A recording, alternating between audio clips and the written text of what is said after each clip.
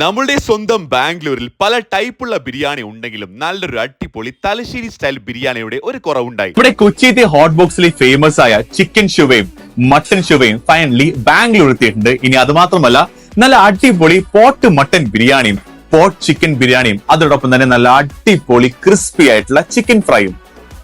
നമസ്കാരം ഗൈസ്, ഞാൻ നിങ്ങളുടെ ഇന്ത്യൻ ഫുഡ് ബ്ലോഗർ. നമ്മൾ എത്തിയത് ഹോട്ട് ബോക്സിന്റെ ടേക്ക് അവേ കൗണ്ടറിലാണ്, അതും നമ്മളുടെ സ്വന്തം ബാംഗ്ലൂരിൽ.